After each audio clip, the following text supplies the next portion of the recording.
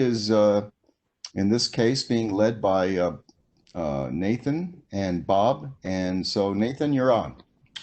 Okay, the first speaker of this session is Bob Hazen. Bob is a senior scientist at Carnegie's Geophysical Laboratory. He's a Roebling medalist, which is the highest award in mineralogy given to the preeminent mineralogist in the world. He has made seminal contributions to the field, including a new paradigm for understanding mineral evolution over geologic time. So Bob, take it away. Thanks. Can you all see my slides now?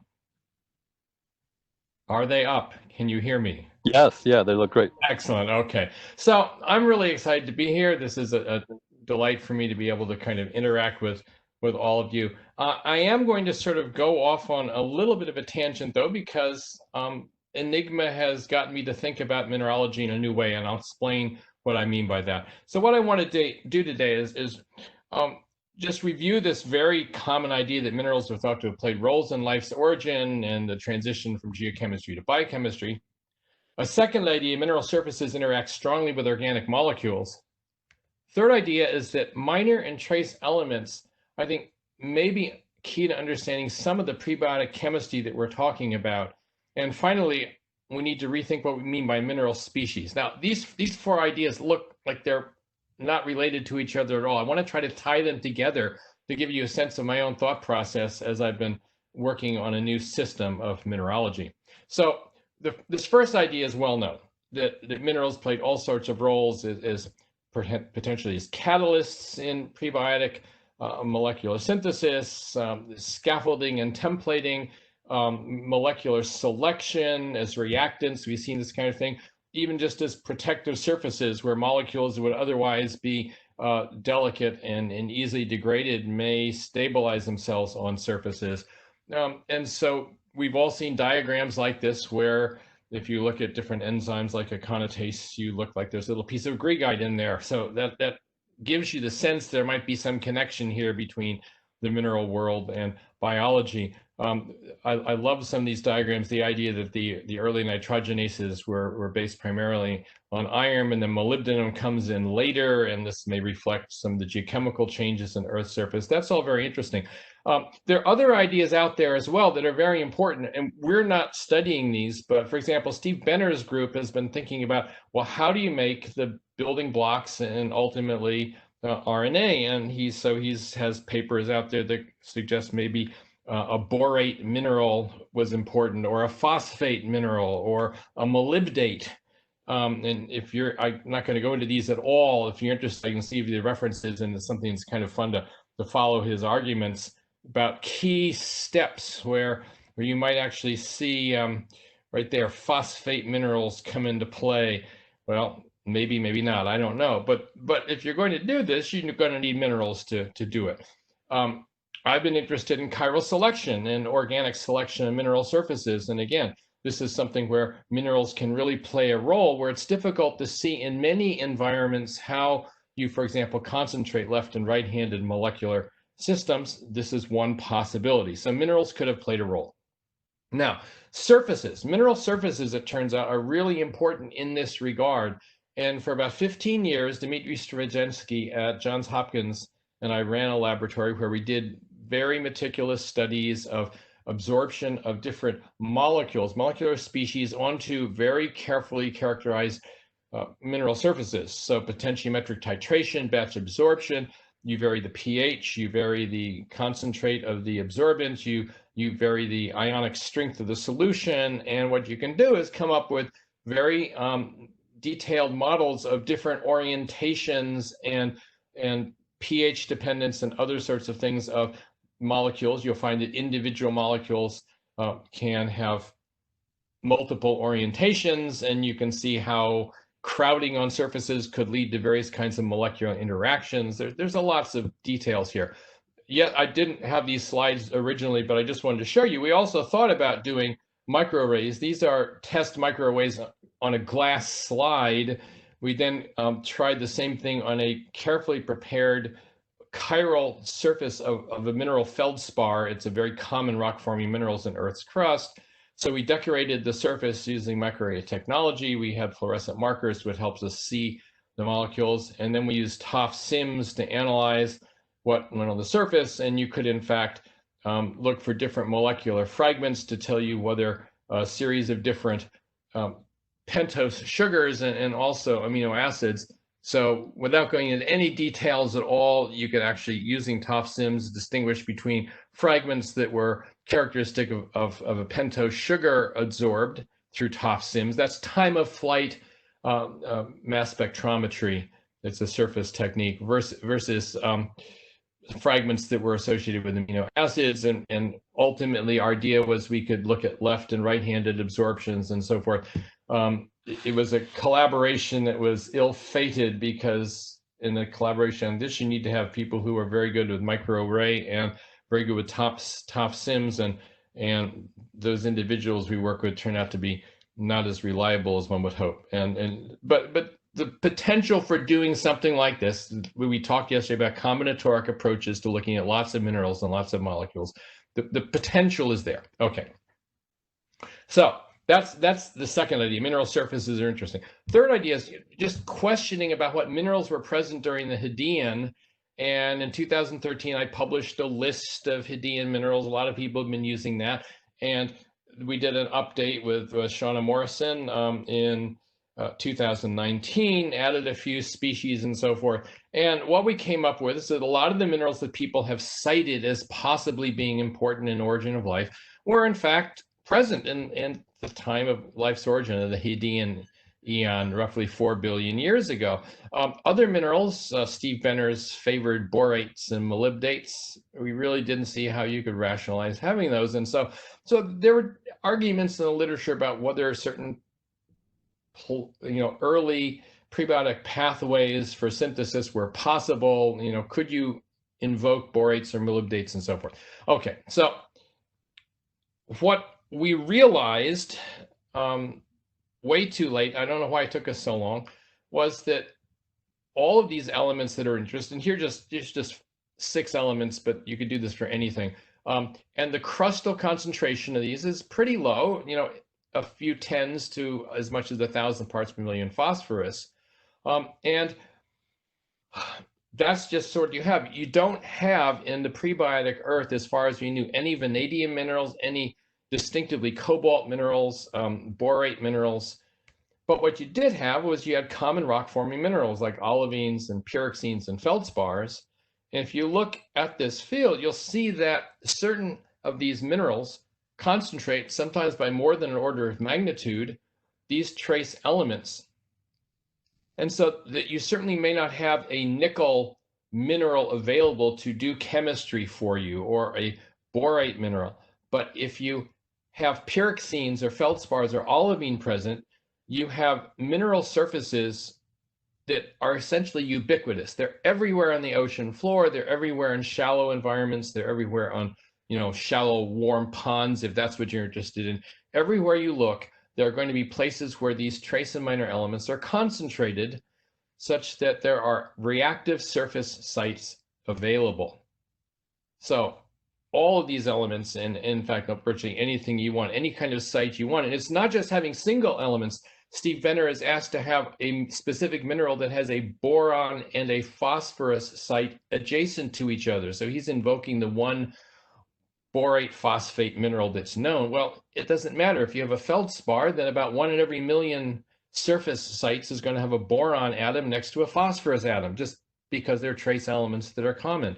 And you can follow this logic. If you want to have 4 manganese atoms and a calcium next to each other, that's going to occur on Earth's surface, and it's going to be everywhere. Not covering every surface, but there are going to be reactive surface sites that are available to use. So basically, because these elements are ubiquitous and abundant as minor elements, you can invoke them in origin of life chemistry if you want to. The experiments are not going to be easy. Certainly the reaction rates are not going to be, the turnover rates are not going to be fast, because you're talking about, sites that are widely separated. But if you need a specific site to do a specific step, you've got it. You don't have to have a molybdate mineral per se to do synthesis using reactive molybdenum surface sites. And I keep kicking myself because how could I miss this obvious point? It's just so transparently obvious. And the reason is because of now getting into the weeds of mineralogy, something that I'm really interested in, and probably most of you, haven't thought about at all. But let me just take you through this because I think there's an object lesson here for us about the assumptions we make about the way we view the world, about the way we're trained to think in very specific ways about a specific subject. And in mineralogy, what that meant was we defined mineral species in a very strict and rigorous way. And this is drilled into you from Mineralogy 101 and through your whole career, as it has been for me for the last 50 years. A mineral is naturally occurring and has an N-member composition like SiO2 that is an idealized crystal structure. So this is the mineral quartz. And quartz differs from every other one of the 5,500 approved mineral species by the International Mineralogical Association because it has a unique combination of idealized N-member composition and has an idealized crystal structure. But this idealized version of quartz does not exist on Earth or anywhere else in the cosmos. It's an N-member idealization. So, in other words, the International Mineralogical Association defines minerals with the absolute minimum possible bits of information. Let's reduce a complex natural thing to SiO2 in the quartz crystal structure. So that you can define quartz with about 20 bits of information, it turns out. So why is that not a good thing? I mean, it certainly is a great way of communicating information from one mineralogist to another. The trouble is, in nature, you never find minerals that are idealized N-member. In fact, it's the non-ideality of minerals. It's all of that incredible richness of trace and minor elements, of isotopes, of defects, of fluid and solid inclusions, of coexistence of other phases in the context and so forth. That it's all that, just the morphology, the size and shape of a mineral grain. Those tell you about the origin and the evolution of that particular mineral system. And so that information is incredibly valuable. And essentially, we're taught to ignore it when we define mineral types. So I am proposing a new system of mineralogy. Again, this may seem like it's getting into the weeds, but the old system was introduced in 1850, and it has not changed in the last 170 years. And so this is a rather revolutionary, some would say heretical thing to do. Some people love it, some people hate it. It's causing a stir in the profession. And I claim that some of the species that IMA talks about need to be split. Others need to be lumped. And we need to start identifying and embracing materials that have simply been ignored by mineralogy, but are very important in a planetary context. And I mean particularly amorphous and non-crystalline phases, because they don't have an idealized crystal structure. They're just simply ignored, and yet they can be very important. I'll show you what I mean. Okay, so what about splitting? Pyrite, iron sulfide, a mineral that's been talked about by Vectorshäuser and other people in origin of life studies. It isn't just one kind of mineral. There's hydrothermal vein pyrite that forms at high temperature and high pressure. There's low temperature kinds of pyrite. There's biogenic pyrite. These have different trace and minor elements. They have different inclusions. They have different morphologies. And we would argue they are different natural kinds, each one formed in a different environment and having a different history. On the other hand, lumping, there are more than 30 different IMA-approved species of the mineral tourmaline, or the mineral group tourmaline. It's because tourmaline is a very complicated chemistry, and so there are all these different N members. You can have a magnesium N member, and an iron N member, and a manganese N member, and a vanadium N member. But when you look at these crystals, in fact, each one of these crystals could have 3 or 4 or 5 different species in a single object simply because of zoning. And here's a case. I work with a friend, Ed Grew, at the University of Maine. These are 100 or so micron crystals across, and they are composed because of zoning, slight different compositional variations. There's 2 species in a single grain that's microscopic. That's just stupid. So my feeling is you need to have multiple species lumped when they occur in the same phase space and they occur under the same mode of formation. And then finally, amorphous materials, things like volcanic glass, coal, something called limonite and pyrolusite, things that have been included for centuries in the mineral kingdom until crystallography came along and they said, oh, these don't have good crystal structures, so we're not going to include them anymore. And that's crazy. Up to 70% of the soils we're detecting on Mars are amorphous materials. How in the world can we understand the surface of Mars if we basically ignore the amorphous material? And those amorphous materials, as we mentioned yesterday, could play a huge role in origin of life chemistry because they have huge surface areas. They're chemically reactive. They're really interesting materials, but essentially there's no way to categorize them, so they are being ignored. All right, so what do we do?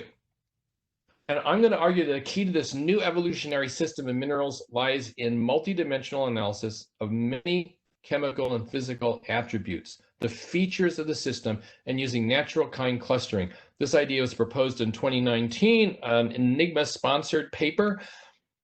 We've got a few people who have built databases that we can explore. Here, for example, Ross Large and Dan Gregory. We've been working with them on their large Pyrite database where they have lots of trace element. And without going into any details at all, you can do cluster analysis on this, even just basic PCA, but we're doing much more elaborate things than that. And it turns out that there are 6 or 7 clearly distinct kinds of pyrite forming in different environments. So that's kind of fun. And we're doing this with other minerals as well. And this has led then to a classification system which says, let's look at the evolutionary pattern of minerals through deep time. The earliest minerals were born in the exploding stars, or very active old stars, where dust and gas are produced in the envelopes of those stars. So we have part 1 of this system looks at these. This is something I'm doing with Shauna, this whole development. And so we associate minerals like graphite with specific kinds of stars, in this case, type 2 supernovas or AGB stars. You can show this then in bipartite network diagrams where each mineral is associated with one of these environments.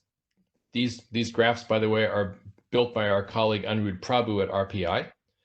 So they're different kinds of stars, and those nodes are linked in this bipartite network to different kinds of minerals. So there's graphite, there's moissanite, which is silicon carbide, and you see the linkage in each mineral's associated with one or more kind of star. Each star is associated with one or more kind of mineral. We can expand this by saying now those dust and gas create nebula, the solar nebula in which planets are born, and you start seeing new modes of formation. You start seeing new minerals. We can expand this to interstellar molecular clouds where there are various kinds of condensates, particularly different kinds of these ices, if you will, formed at very low temperature. By the way, now these are force-directed graphs. This is a bipartite graph, and I'm showing you this because each of these links between a mode of formation and a mineral. The modes of formations have little icons like stars, the clouds, the minerals are the diamonds, and you're basically a bunch of springs here. This is a higher dimensional projection onto 2 dimensions here, and you can actually interact and study this. You can look at different patterns of groupings and clusterings. There are communities within these graphs. You can color them according to compositions or according to structural complexity, a whole number of things. So we're working on that. You can keep expanding this diagram as you get new modes of minerals forming. You'll see the whole diagram starts expanding. This is about as far as we've gone now with all the different meteorite minerals. And so this is roughly 300 different minerals with about a dozen different modes of formation. But this will keep expanding as we move into early Earth, the Hadean period, then going into the period of biological innovations, the oxidation of the atmosphere, thousands of new minerals. And this diagram will just keep getting bigger and bigger and bigger, expanding, becoming a representation, a graphical interactive representation of all of mineralogy, in which each mineral may have many different modes of formation and therefore many different natural kinds. So this is being published. Part 3 is now just in press. Part 4 is in review. Part 5 I'm working on right now. Each of these is a massive manuscript with lots of detail, but the basic conceptual ideas are important. So just to review what I've said, mineral molecule interactions likely played key roles in the origin of life, that these trace and minor elements in common rock-forming minerals really make unnecessary the need for exotic minerals of rare elements, because all the rare elements are there, ubiquitous in common minerals. And this new evolutionary system of mineralogy embraces this idea that minerals are actually very complex, information-rich objects, and it provides an alternative way to classify mineralogy. And with that, I'll thank everyone for listening. Thanks to ENIGMA for this great opportunity to think about minerals in a new way. And I'll pass it on to the next Joy. And Bob, that was a great talk. I do have one question. Sure. Can you explain to us how prebiotic mineral reactions transition to cellular protein biochemistry? Can you think of a plausible pathway that connects the two? Okay, so to me, the origin of life is something that occurs at a time and a place at a nanoscale. It occurs as a group of molecules assemble themselves. It could be on a mineral surface. It could be in some other kind of structure. This is just conceptually how I see it. And that once you get that coordinated group of molecules making a self-replicating, perhaps just expanding in a two-dimensional sense, I'm sorry. Anyway, so as you're expanding in this two-dimensional sense, that becomes essentially a kind of self-replicating molecular system. And once you have a system that has the ability to even mutate slightly, which of course any organic system is going to, then competition builds in, and natural selection of the most efficient molecular system drives complexity. I think this is going to be one of our fundamental ideas. So for me, it's not an RNA world thing. It has nothing to do with information at the beginning. To me, it's just simply making a self-replicating, a self-templating system that once it starts making copies, some molecules win, some molecules lose. It becomes competitive with itself, and that drives selection, and if efficiency is going to win out. And I think we're a very long way from demonstrating that in a laboratory experiment, but conceptually, that to me is the way one thinks about that. So minerals might play a role in that. It might be some other kind of interfacial thing, but it has to be a tiny, a nanoscale localized event. The origin of life is not a global phenomenon. It is a highly localized microenvironmental phenomenon. Thank you very much, Bob. That's very insightful.